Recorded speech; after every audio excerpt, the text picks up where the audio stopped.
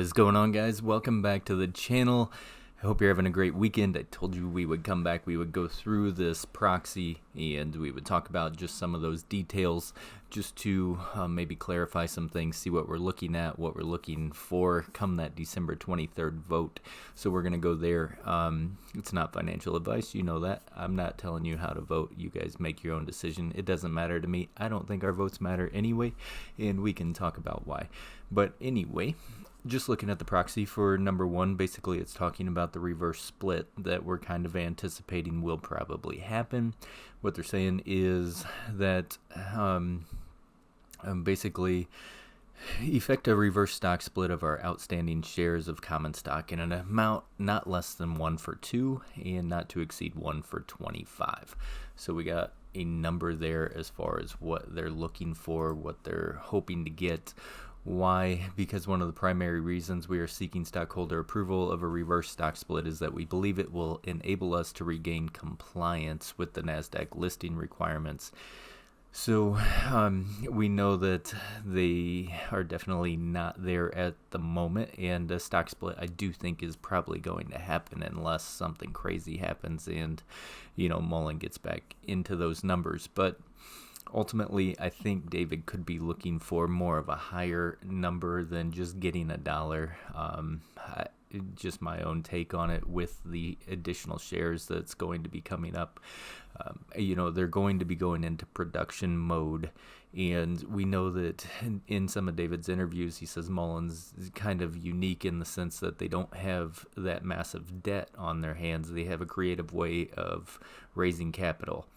Now, he's always very careful to not mention the word dilution, right? Where's that capital coming from? It's coming from selling extra shares into the market, and unfortunately, his shareholders are the ones that are footing that bill to keep them from having a massive debt and to be able to be in a good position as far as the company goes. So is that good for the company? Yeah, I think that's great for the company that they're in a very nice position. They don't have heavy debt, but they also have not entered into production up until hopefully this point, and production's going to cost money, right? Putting the cars together is going to cost money. Employees is going to cost money. Keeping the factory running and putting whatever touches they need for the finishing touches, it's all going to cost money. So where's that money going to come from? Well, it's probably going to come from extra dilution and a stock split. So that's kind of what we're looking at there, is that they're just putting this vote out there so that they have the ability to regain compliance when that time is necessary. One of the things I don't really like, though, is right here, this statement: the reverse stock split will not change the number of authorized shares of common stock or preferred stock.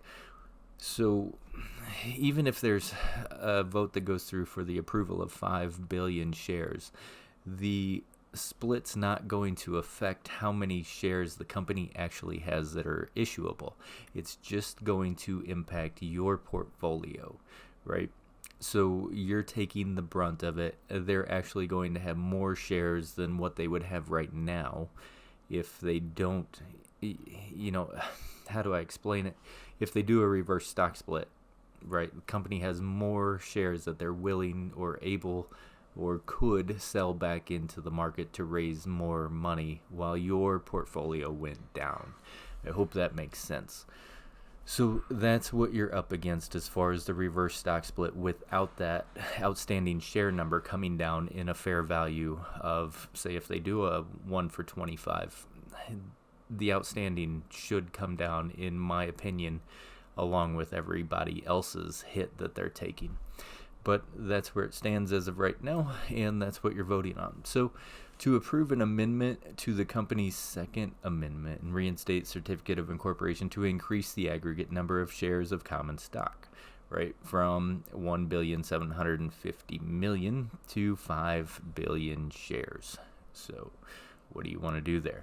That's totally up to you. I don't care. Like I said, it's your call on what you want to do. But basically, also notice this statement that is here included in the proxy: the one outstanding share of Series AA preferred stock has 1.3 billion votes on this proposal. So this is why I'm saying I don't think whatever you vote for, it doesn't really matter. Obviously, we know who holds that one share and their potential that they have. So the purpose of the additional authorized share increase, why do they want it? They need to raise additional growth capital, obviously, right? If they go into production, they're going to have expenses. It provides equity incentives to attract and retain employees, officers, directors, acquire businesses, technology, product franchises, all of that fun stuff. So they're saying that they believe it's in the best interest of the stockholders to do so. I don't know if that would be an accurate statement. I think that would be a very inaccurate statement, but you take it for what it is. I think there's plenty of other ways that businesses can raise money, and it doesn't always have to be on the shareholders' backs, but it is what it is. So that's where we are as far as that goes. What is our next topic? Topic number 3. To approve changing our state of incorporation from the state of Delaware to the state of Maryland. Now, we went through this a couple of weeks ago. I was kind of pointing out some of those reasons that would be beneficial, and also why I think that they would want to do it. That would almost be like an under the table type of thing. So let's talk about those briefly. Maryland has no franchise tax for corporations, so that's good for the corporation.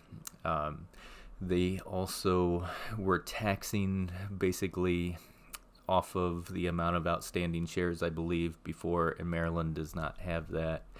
It gives the company more protection from lawsuits by stockholders, which is an interesting comment to put out there, but hey, it's out there. Also, the hostile takeovers, we know we commented on that a couple of weeks ago as well. And then this was the one that really caught my interest, where it says the Charter of Maryland Corporations may permit the Board of Directors to amend the charter to increase or decrease outstanding shares of stock without a stockholder vote. So they have plenty of reasons, and I think it's all basically for the company, not necessarily looking out for its investors' interest, but obviously very strongly looking out for the company's interest. All right, where are we at here? So this is kind of convertible warrant type stuff. I'm not the smartest whenever it comes to convertible shares or warrants or anything along those lines, but basically they're looking for the issuance of $150 million in notes and up to $190 million in additional shares of Series D preferred stock, and those can be converted into common stock. So I think right now their hands are kind of tied as far as what they could actually put into the market, I guess, or they're saying that they have no plans to enter some of these additional shares if they were to increase the float directly into the market. But this would authorize some of those warrants to be able to enter the market without technically being entered into the market from the company.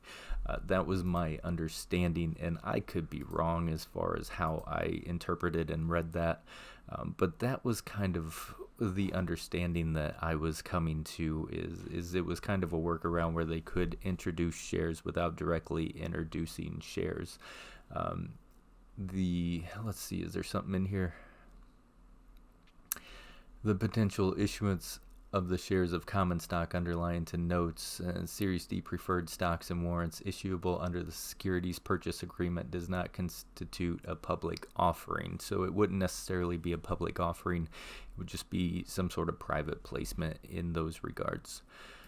And number 5, to approve adjournment of the special meeting to a later date or dates if necessary or appropriate to solicit additional proxies if there are insufficient votes to adopt proposal 1, 2, 3, and or 4. They already have their quorum. We know how many votes are going out there. So like we said 2 weeks ago as well, David's shares do not fully go in one direction. I think it was about a 70-30 split. So he doesn't have full control, but we know that a lot of those that are probably supporting David will vote in harmony with, or they'll go along with this. So you're up against a pretty tough bunch, probably some high majorities that are going in favor of this. So in order to be against any of these, it's going to take something pretty amazing, I think, to happen, in my opinion. Will it? We'll see. So remember, I mean, it is 1.3 billion, I think, with that AA preferred share that he owns. So 70% of that would go in the favor of whatever way he wants to vote it. And then he also owns other shares outside of there. So I think he has enough just to make that decision on his own. But, we're just along for the ride. So the adjournment, obviously, that doesn't need to be talked about too much. I don't think we need to go into full detail as to what an adjournment would be or why it would happen, but they're looking for that as well. So that's what we're looking at as far as the proxy goes. I follow several message boards. I see a lot of people saying they haven't even seen a proxy come out yet. I have Mullen in three accounts, and I've seen every one of those proxies come back to me. So I don't hold it in Webull, maybe Webull, or what's the other one? Robinhood. Maybe Robinhood hasn't done it yet, if you're in either one of those two brokerages. But I think if you have a decent brokerage, you probably have seen the proxy come out and you know that it's real and it's out there. So again, I'm not going to tell you how to vote. I guess apparently, since I already did vote, some of my voting decisions have already been locked in and may have shown, but don't let that impact your decision at all. I don't care. Either way, whatever you think's good, whatever you think's bad, is fine by me. It is what it is, and it's your money. You vote in the way that you want to protect your money, and I'll do what I think is best in my regards, and we just gotta be okay with the outcome no matter what it is. So I do hope you guys are enjoying the weekend. We'll whiteboard some things out probably in the next week or two and just explain some things a little bit further, just in case there's anything that needs to be clarified. I think you'll like the next whiteboard. I'll throw it out probably in a week or so, and we'll just go from there. But yeah, it's out there, guys. So check your emails. You probably got one. And I hope you have a great weekend. Be safe. I'll see you guys on Monday. As always, stay golden, people, and may your accounts stay green.